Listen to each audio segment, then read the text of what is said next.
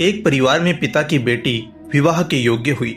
परिवार वालों को उस बेटी के विवाह के लिए बहुत प्रस्ताव मिल रहे थे, जिन्हें परिवार वाले कुछ कारणों से कुछ प्रस्ताव को नामंजूर कर देते थे और कभी कभी कई लोग उन्हें स्वीकार नहीं करते थे।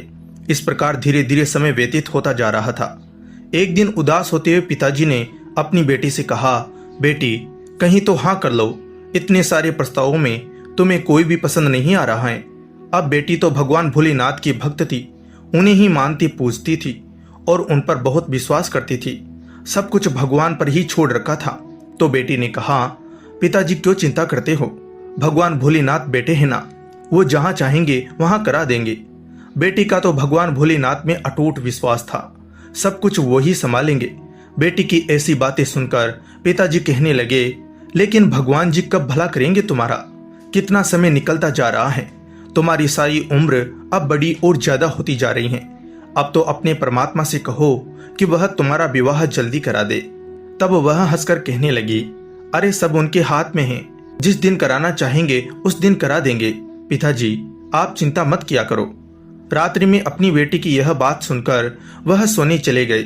दूसरे दिन जब वे अपनी दुकान पर गए तब एक बिचौलिया जो विवाह के संबंध कराता था वह उनके पास आकर कहने लगा, अरे श्रीमान जी उदास क्यों होते हो, मैं तुम्हारी बेटी के लिए एक अच्छा प्रस्ताव लेकर आया हूँ। तुम्हारे पड़ोस में ही एक अच्छा संपन्न परिवार रहता है, बढ़िया परिवार है, अच्छे लोग हैं, उनका लड़का भी बड़ा सुंदर और सुशील है, उसके साथ तुम अपनी बेटी का विवाह करा सकते हो। उसकी बातें सुनकर लड़के के पिताजी प्रसन्न हो गए।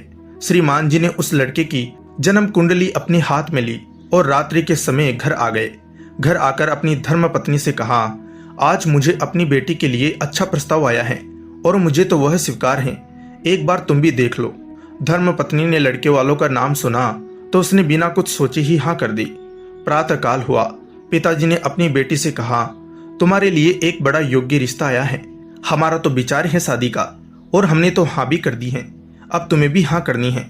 बेटी कहने लगी, सब भोलेनाथ के ऊपर है, जैसा उन्हें मेरे लिए अच्छा लगेगा वह वैसा ही करेंगे। अब पिताजी सोचने लगे कि बेटी ने तो हाँ कर दी है। बेटी ने पुनः कहा, सब भोलेनाथ जी के हाथ में है, जैसा उन्हें मेरे लिए अच्छा लगेगा वह वैसा ही करेंगे। अपनी बेटी की यह बात सुनकर श्रीमान जी दुकान आ गए। दुकान पर आकर उन्होंने उस व्यक्ति को फोन किया जिन्होंने कल उन्हें यह प्रस्ताव दिया था और उनसे कहने लगे, हमारे घर वाले सभी सहमत हैं, आप तो इस रिश्ते के लिए हाँ कह दीजिए, हम कल जाकर उनसे मिलकर आएंगे। अब जो मध्य का व्यक्ति था वह भी प्रसन्न होकर कहने लगा, सामने वालों ने भी प्रस्ताव स्वीकार कर लिया है, आप कल शाम के समय अपनी बेटी को मिलाकर आइएगा। इस प्रकार एक दूसरे से मिलने के लिए कल का समय निश्चित हो गया। अब श्रीमान जी रात्रि को अपने घर आए। घर आकर अपनी बेटी से कहा, कल शाम के समय हमें लड़के को देखने चलना है। अब बेटी का मन थोड़ा उदास था। पिताजी ने पूछा, बेटी क्या हुआ? बेटी कहने लगी, पता नहीं पिताजी, आप बहुत जल्दी कर रहे हैं, मुझे लगता है भोलेनाथ ऐसा कह रहे हैं कि किसी भी कार्य को करने से पहले जानकारी अवश्य लेनी चाहिए। तब पिताजी कहने लगे, बेटी चिंता की बात नहीं है, परिवार अच्छा है, कुछ भी जांच करने की आवश्यकता नहीं है। बेटी ने पुनः कहा, 2-3 दिन रुक जाते हैं, एक बार उनके बारे में, उनके व्यवहार बर्ताव के बारे में पता कर लेते हैं, फिर आगे बढ़ेंगे। बेटी की बात सुन पिताजी को थोड़ा गुस्सा आ गया। गुस्से में झुंझलाते हुए कहने लगे, हर काम में तुमको यही बातें होती हैं, कभी तो तुम खुद मना कर देती हो और कभी कुछ ऐसा नाटक कर देती हो जो रिश्ते की बात ही खत्म हो जाती है। बेटी उदास होकर अपने कमरे में चली गई। प्रातः काल हुआ। श्रीमान जी रोज की तरह अपनी दुकान पहुंचे। दुकान पर शिव जी की पूजा कर रहे थे। तभी एक नौजवान सुंदर सा लड़का उनकी दुकान पर आया और कहने लगा, श्रीमान जी ठीक हो? इन्होंने कहा, हाँ ठीक हूँ। नौजवान बोलने लगा, श्रीमान जी आपकी बेटी की विवाह की तैयारियां चल रही हैं, मैंने सुना है आज आप पड़ोस के लड़के को देखने जा रहे हैं। ऐसा सुनकर वह मन में विचार करने लगा कि यह बात तो मैंने किसी से कही नहीं है, इसे कैसे पता चल गया। तब श्रीमान जी ने उससे पूछा, तुम कौन हो और तुम्हें यह बात किसने बताई?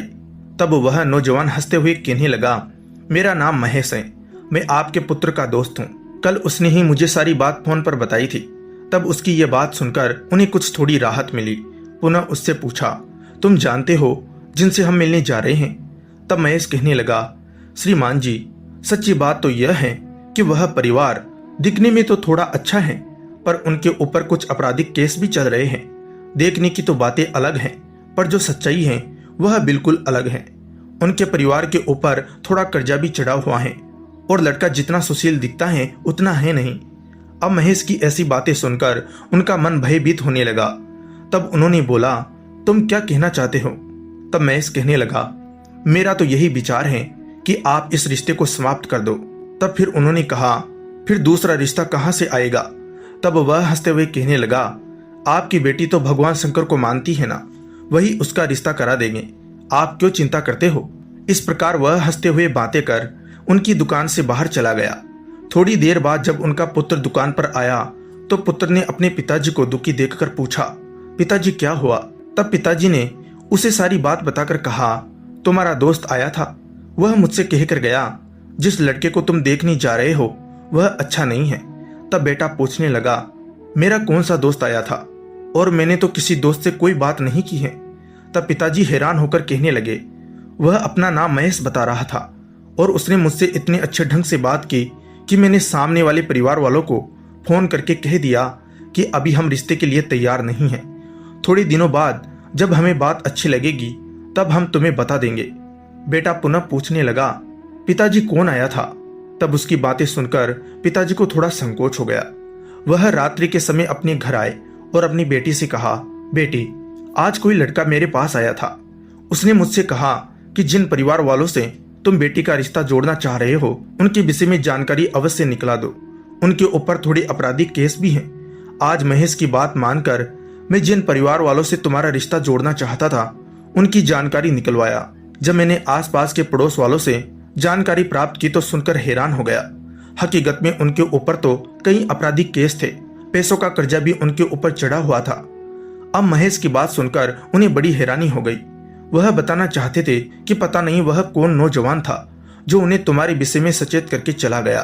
तब बेटी हंसते हुए कहने लगी, पिताजी आप उसे पहचान ही नहीं पाए, वह और कोई नहीं, महेश का अर्थ होता है जो भगवान सर्वोच्च हैं, जिनका सभी में सबसे ऊंचा स्थान है। महेश का अर्थ होता है भगवान शंकर, शिव जी। वह भगवान शंकर ही नौजवान का रूप बना मेरा भला करके गए। अपनी बेटी की यह बात सुनकर पिताजी को बड़ी हैरानी हो गई। आज भी जब उनको वह बात याद आती है तो उनकी आंखें आंसुओं से भर आती हैं। दोस्तों, किस प्रकार भगवान अपने भक्तों की लाज रखते हैं, किस प्रकार उस बेटी का परमात्मा ने स्वयं आकर कल्याण किया। अगर मन में भगवान के प्रति अटूट विश्वास और सच्ची भक्ति हो तो भगवान किसी न किसी रूप में आकर आने वाले संकट को दूर कर देते हैं। जय भोलेनाथ।